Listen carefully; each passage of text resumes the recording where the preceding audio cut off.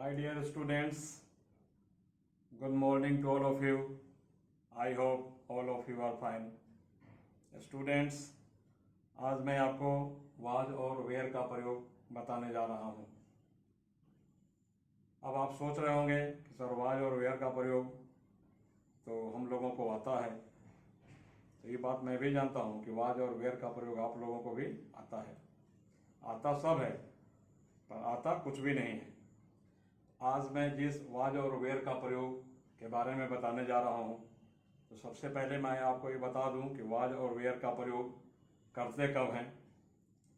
तो मैं जो बात बोल रहा हूँ उसे आप ध्यानपूर्वक सुने। मैं जो था या दूसरे जो थे या कोई कैसा था, कैसी थी या कैसे थे, उसे बतलाने के लिए वाज और वेयर का प्रयोग किया जाता है।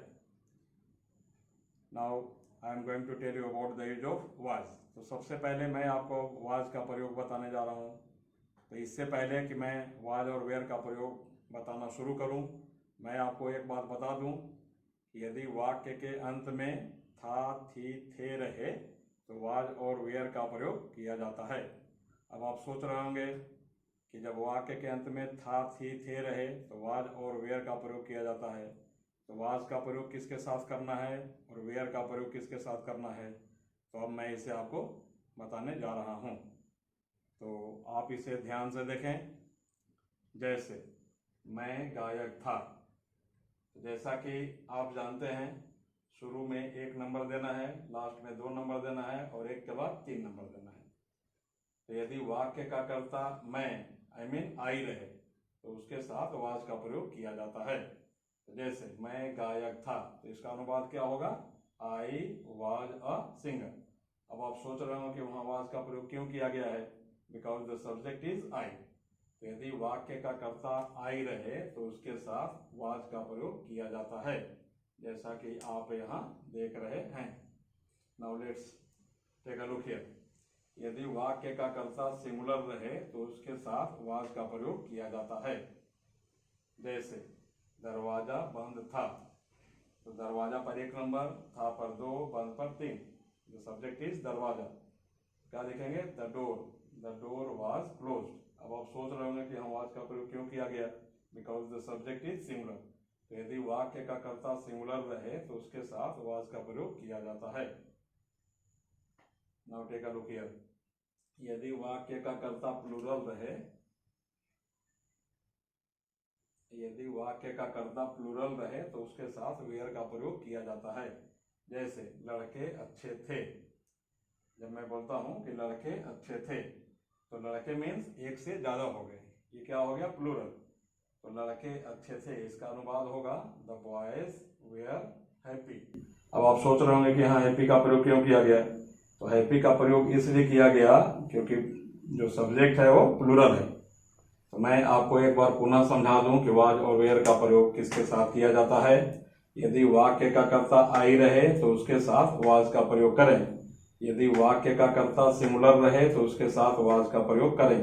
यदि वाक्य का कर्ता प्लूरल रहे तो उसके साथ वेयर का प्रयोग करें। और यदि वाक्य का कर्ता अनकाउंटेबल नाउन रहे तो उसके साथ हमेशा वाज का प्रयोग किया जाता है। जैसे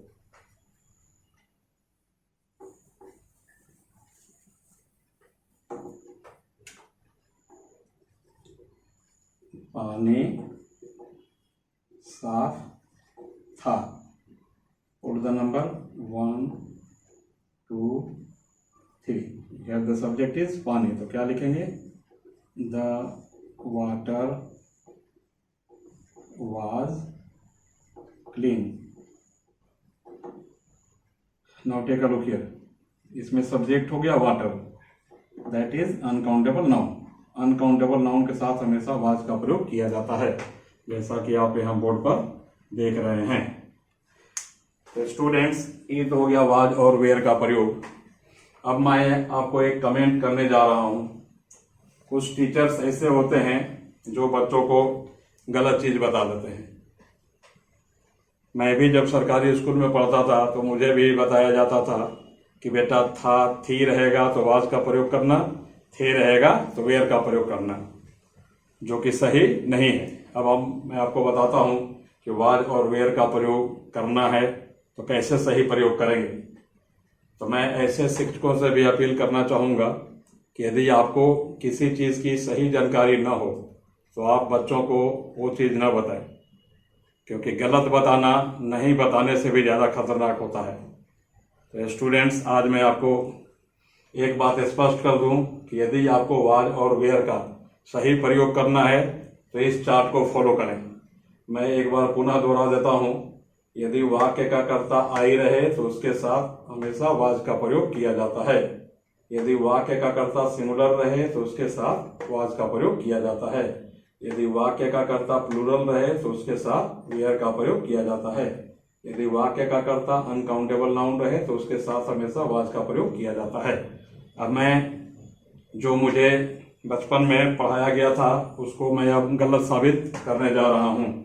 अब आप ध्यान से देखेंगे, जैसा कि मुझे पढ़ाया गया था या बताया गया था कि था और थी रहेगा तो वाज का प्रयोग करना है, और थे रहेगा तो वेयर का प्रयोग करना है।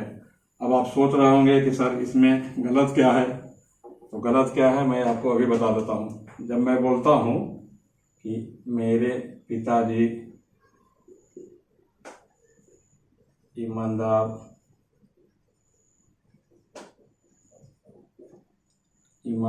थे, होगा ऊपर से,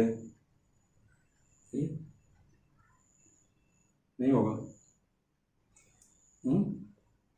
मेरे पिताजी ईमानदार थे। Now take a look here. मेरे पिताजी सब्जेक्ट हो गया 1 नंबर, थे पर 2 और ईमानदार पर 3।